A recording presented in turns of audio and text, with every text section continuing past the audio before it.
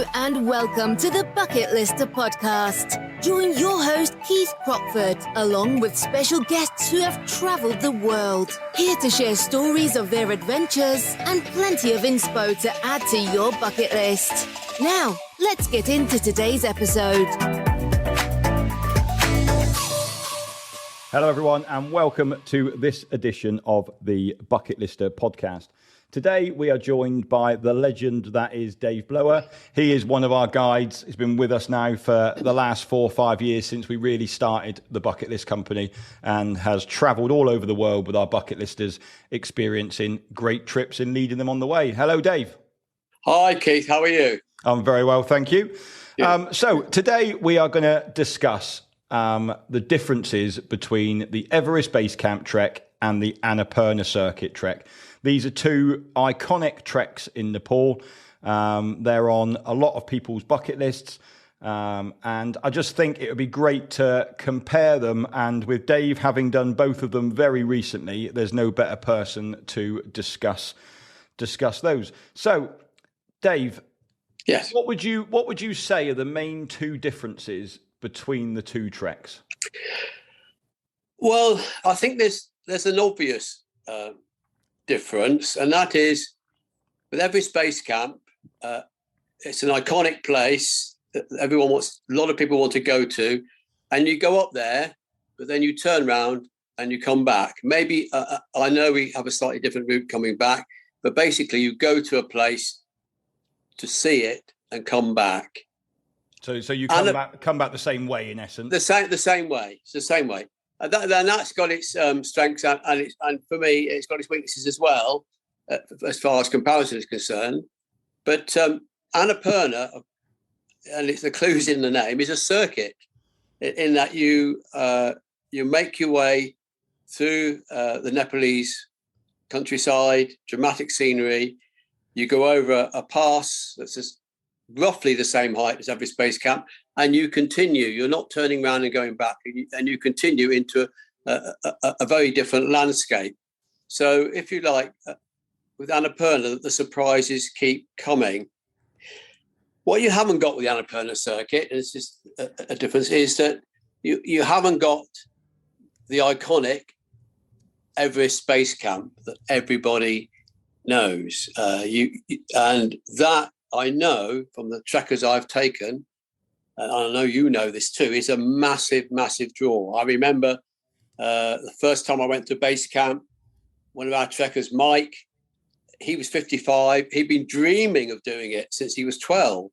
So, and that kind of devotion to getting to a particular place, it's not the same with Annapurna. Annapurna is more about immersion in the countryside and really absorbing the Nepalese majestic and unrivaled scenery all the way, without an end point, just like base camp. So I think those are the differences, really. Yeah, so on the Annapurna circuit then, you pass through the highest trekking pass in the world. That's right. It's the highest navigable pass in the world, and the only two beasts who can navigate it are trekkers, that's us, and yaks. There is no road over, and it's just not accessible any other way, really. So yes, you certainly are reaching a famous place, but not many people know about it. And for me, that's one of its attractions, because every time I've been there, and I think it's 3 times maybe now, you're not on a track which is crowded. I'm not going to say overcrowded, but it is crowded. Whereas base camp, there are lots of other people who want to get to that iconic place. So you walk with them, and also you walk against them coming back. I know, but still, it's still a magnificent place to go to. So in terms of distances and time, then, what are the comparisons between the two treks? That's really interesting. Overall, the time you take on the trek is roughly comparable between the two. the difference is clearly halfway through the Everest Base Camp trek, you are at your major end point. And because of that, if you like, the gradient from the start is tougher. And I know you have 2 acclimatization days, whereas on the Annapurna Trek, there's just 1 acclimatization day. So the gradient is tougher, I would say, overall. But if you really want to compare, you need to look at the Annapurna Trek, because you may be going gradually up, but you do have a day when you move up from 4,500 meters to 5,400 meters. So you haven't had a hard gradient for 5 or 6 days, but suddenly you get one day, which is a long day, and it is high and challenging. And that's the difference, really. That if you like, the height, a lot of the height comes in one 24-hour period rather than spread over a period of time. But both get to the same height, roughly 5,400, 5,360. It's roughly the same height. And that's the thing, isn't it? With the Everest Base Camp trek, is a lot of people think, you spend half of the trek walking uphill, you get to the high point, turn around, and then you come back down again, and you spend the second half of the trek walking downhill. But if you speak to any of our Nepalese guides, they use that phrase of trekking in Nepal is a little bit of up and a little bit of down. It's mostly Nepali flat, and Nepali flat to them is up and down. There is no such thing as flat in Nepal, really, is there? No. And that's why I talk about the gradient overall, because it's not up. It's, as you say, it is both. It is up and down. The difference, because we're talking about differences with Annapurna, is you do have a 24-hour period when you are going up. But after that, things even out again, and over time, you've accessed the same height, and you've come down to more or less the same height. So it's a different profile. Yeah, and I think from an altitude profile perspective, would you say one was easier than the other from an altitude perspective? I would say that going to base camp presents you with altitude challenges for quite a period of time, whereas Annapurna Circuit, you get it, the altitude, it hits you over 48 hours really, and then it's gone, if you know what I mean, because you're coming down again. So very gradually you get there, then there's a big bang, and then you're coming down. Now it just depends, doesn't it, with our clients? We both treks, you have to follow the trail, and you acclimatise as you go. But what we can never do is take out the challenge, and people. We know all our trekkers, we get them over or to the place they want to get to, but a lot of it is in their own mind. Do they really want to do it? What I would say though, Keith, and this sounds like a joke, but Everest Base Camp, take people there. If someone really is finding it extremely difficult, they can stay at a tea house, and you can come collect them on the way back. With Annapurna, there's no going back. You've got to get over. So decisions about perhaps hiring a horse or something to help people have to be made quite early on, really. So there are different decisions being made, and people's have different views about it. But both treks are successful for our clients, and no one's ever said to me, I'm never doing that again. They've said it was hard. I might not do it again, but I'm really glad I've done it. Yeah, so I suppose taken from that, the Everest Base Camp trek is far more commercial than the Annapurna Circuit Trek. Yes, but in terms of your accommodation and the food, how similar would you say they were? I would say they were very similar. The tea house accommodation is definitely comparable. I think there is almost a glamorous day. The acclimatization day on the Annapurna Circuit, where you stop at Manang, there is a stone-built, inverted commas, hotel there, which is far different, I think, from some of the tea houses you stay in on the way to it. But that's just one night. Then you're off again. But I would say they're comparable. And the menu, garlic soup, if that's what you like, it's there. Ginger tea, if you like, that's there. Eggs and lovely vegetarian food. It's all there. It's all there. You and I, we're both very clear. We do advise our trekkers not to be eating meat after a certain height, because refrigeration is sparse, and you don't know how long that meat has been hanging around. So that's one of the things we do to keep people well on the trek. But it's very similar. It's very similar. The only thing I would say is, and this is inevitable, I think with the Everest Base Camp trek,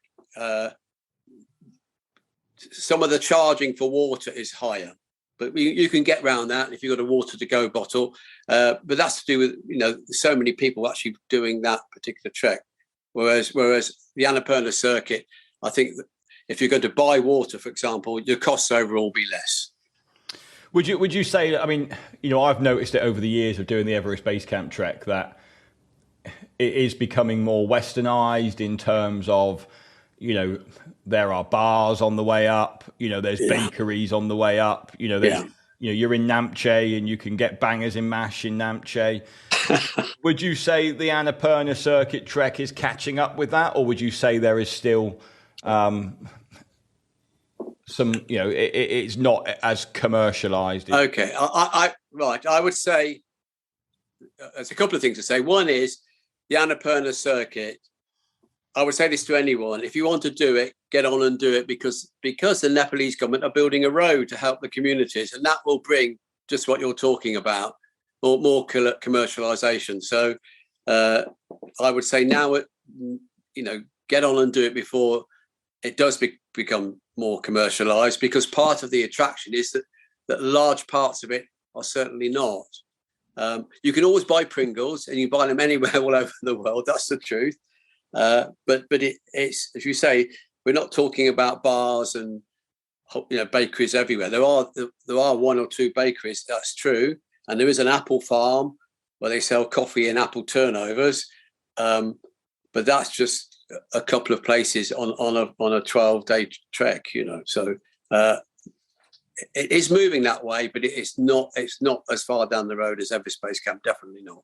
And there's certainly nowhere like Namche Bazaar. Definitely not. And in terms of, from a leader's perspective now, we've both led groups across both treks. Me personally, I think sometimes Everest Base Camp is quite a hard one to lead, because you have to turn around and come back the same way. You need to motivate people to actually, you've reached, with Everest Base Camp, their goal is to get to base camp. Yeah. They kind of then forget that they've got a 5-day walk to get back to civilization again. So I always find the hardest part is trying to motivate people to do that on the way back down again. How do you feel about that? And how do you find that on the Annapurna Circuit Trek? Right. It's a different challenge with Annapurna, and I think it's what I've talked about already is trekking has been pleasant, a bit challenging, and suddenly it becomes very challenging. And as I say, there's no real turning around. It's got to be done. And I think in terms of motivating people, that's when my work is absolutely cut out for me, is actually getting halfway up. Every time we've been there, it's been frozen, so we're walking with crampons. People have got used to that. And the scenery is very dramatic, of course, because of the crampons and the snow. But actually, it is tiring, and you just have got to want to do it. And there are a number. The geography is different. There are a number of false summits before you get to the pass, and you know how it is. You see a summit, you think, what's a summit? And psychologically, and people are feeling tired, they start moving faster. Then they get really tired. Then they realise it's not the pass, and that's when I'm mostly working with people to keep them going. So there you are. There's the difference, I think. And with the Annapurna Circuit Trek, obviously you finished that in Pokhara. Yes. I think is one of the most amazing places in Nepal. I love spending time in Pokhara. Yeah. And I think, that is definitely, I feel, a selling point for doing the Annapurna Circuit Trek is to finish there at the end. I agree with that. It's people cannot believe it. They get on a plane, jumps them, and fly down through the mountain passes. Not quite as dramatic as going to Lukla, but it's still very dramatic. And they end up in a subtropical paradise, really, with a beautiful lake, turquoise colours, and any kind of food that you want to eat. It's absolutely gorgeous and warm. Suddenly they're going from wearing thermals and layers to wearing just a T-shirt and shorts and strolling about, drinking coffee, just loving it. That is a fabulous day. What I have to say, though, is I think people get so their mind gets fixed on the challenge in front of them that they almost forget that's coming. So when it does come, it is a massive. They get off the plane and it's suddenly like walking into an oven. It is a massive surprise, but extremely pleasant. Yeah, it is a big jaw. It's a big jaw for me. I tell them about it, but I don't. But they have to do the work first. And there's always a nice cold beer waiting in Pokhara. Yes. Both of the two treks we're talking about now, they're both iconic Nepalese long distance treks. Yes. Like, if you had to think about the sort of person that would do each of these treks, what advice would you give those people on which trek to do? Now, that's very interesting because I think there's a number of categories, really. If someone's done Everest Base Camp and wants to go back to Nepal, then Annapurna, which is arguably the oldest trek, the old hippie trail in Nepal, it is different. And when people ask me about it, I say, look, it is different. If you want to get closer to the countryside, away from commercialism, and you love Nepal, do that trek, after Everest Base Camp. But there are others who we've taken, and Everest Base Camp is meh as far as they're concerned. Okay, I've heard of it. What I want to experience is again the rural Nepal, and Annapurna is for them. To all of them, though, I would say, because Annapurna is a circuit and not up and back, you've got to really want to do it. And you can't know that till you get there. I understand that. But mentally, you've got to want to do it, because there won't be, unless you are extremely unwell, which is very, very rare, we know, there's no turning round. You're going to go over that pass. So you really got to love what you think you're going to go and do. And that's the advice I would give. And the other bit of advice I would give, always, is don't use the trek to get fit. Not a long Nepalese trek. You just won't. If you're physically not fit, if you're unwell, all altitude does is make that worse. It never gets better. So to everybody, I would say on those long treks, get out walking in the hills or running or jogging, whatever it is you need to do. And I know we've got fitness programs that we've posted, but do it. Don't just go there thinking you can walk it, and as you walk you'll get fit, because it doesn't work. Yeah, I think that's a really good point, because obviously, the distances walked each day are not overly great distances, are they, on either trek? In terms of, if you were doing that in the UK, you'd be like, yeah, I could go and walk 10, 12, 14 Ks in a day. Yes. The issue being is you're doing that on day one and on day two and on day three. And that's the training that most people don't then do, that multi-day activity. Yeah. And as people at work, I can see that it's difficult, but doing nothing or just popping to the gym and doing a few exercises doesn't cut it. And I've seen that over and over. That doesn't mean those people aren't successful, because willpower will get them through, but they make it hard for themselves. They do make it hard for themselves. And I think about the training I do, even though I'm doing these treks, that's what it keeps me going and keeps it enjoyable, because I'm not actually really hurting myself in any, either mentally or physically. Yeah, and to put this out there for the people listening to this, Dave is 69 years old. So, if Dave's achieving these sorts of treks at 69, there's hope for us all yet, I think. And anyone that's trekked with Dave will know that he's generally, a super fit guy as well. So, if you want any advice on trekking, then you can always definitely contact Dave. Yeah. But I think in terms of, Everest Base Camp Trek is always an iconic trek. And if we look at how many Everest Base Camp trips we sell compared to Annapurna, they're 5-6 times more than, we sell 5 to 6 times more trips to Everest Base Camp than we do to Annapurna Circuit Trek. And I think, there are real iconic parts on those treks. People want to fly into Lukla Airport. They've seen the videos on YouTube. They want to. Yes. They want to go to Everest Base Camp because, again, just all of those expeditions that have gone up Everest, they want to kind of feel that they're part of that. And, I understand completely why people want to do the Everest Base Camp trek. But I think the key thing here is there are other options in Nepal. And a lot of people who do the Everest Base Camp trek fall in love with Nepal and therefore, want to go back. And the Annapurna Circuit Trek, I feel, is definitely one that people should consider if they've already been to Nepal and done Everest Base Camp. I agree with you totally on that. And as you know, we've taken clients who've done both. And I took a videographer who's done both. And they love it. They love that trek. They are same country, same lovely people, same guides, but they are different. They have a different emphasis, and people love both of them. I know.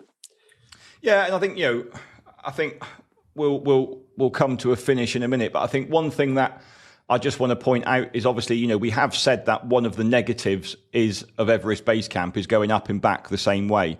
Now, there are variations you can do to the Everest Base Camp trek. You can add in the Gokyo Lakes, which brings you back down a different way, pretty much back to Namche. Or you can go and add on an island peak summit. And I think that's the other thing as well when people compare the trips is, some people think, well, I'd really like to go to Everest Base Camp, but I almost feel like I'm getting to the bottom of something rather than getting to the top of it. Whereas, if you were to go in, add on the island peak trek, for example, you are then going to go and summit a 6,000 meter mountain in Nepal. So that's quite a draw for quite a lot of people as well. So, if you've been listening to this and think, oh, actually, I'm not too keen on going up and back the same path, there are other options for you there as well. Yes. Okay, then. So I'm going to leave it with this one, Dave. One last question for you. If you could only do one of the two treks again, and that was your last time of ever going to Nepal, which of those two treks would you choose? Annapurna, no contest. And I've done them all. Annapurna for me. And your reason for that then? In 3 highlights, why would you choose the Annapurna? The relative remoteness. The second thing is the mountains are not in the distance. You walk alongside the valley to 7,000, 8,000 meter mountains. They are right next to you. And you just cannot get that experience anywhere else in the world. And the third thing I'm going to say, and this is a bit different really, is when you do the Annapurna circuit, the variety is astounding. You move through 4 climate zones, from subtropical to almost polar at the top it can be. You've got that's a piece of variety. The second thing is you move from a Buddhist Hindu area into what is like walking down into Tibet and to the oldest village in the whole of the Himalayas, Kagbeni. And I'm not going to say any more. You've just got to experience it. It is a medieval village that I haven't got the words. So those are the three things. Perfect. Thanks very much, Dave. So today's episode was really looking at the difference between those two treks. If Nepal is on your bucket list, then have a look at those two treks, and then maybe look at, like we said as well, either like the Island Peak or have a look at Gokyo Lakes or one of the other ones. But Dave, thanks ever so much for your time. Welcome. I'm certainly sure we'll hear from Dave again soon on this podcast, because he has done lots of our trips. He's got a wealth of knowledge, and it was great to have you on today. So thanks ever so much for listening, everyone, and we'll see you next week. Thanks very much. Goodbye. Thanks for listening to this episode of the Bucket Lister podcast. Be sure to click follow to be alerted for next week's episode. For more travel inspiration, check us out at www.thebucketlistcompany.co.uk or follow us on socials. See you next time.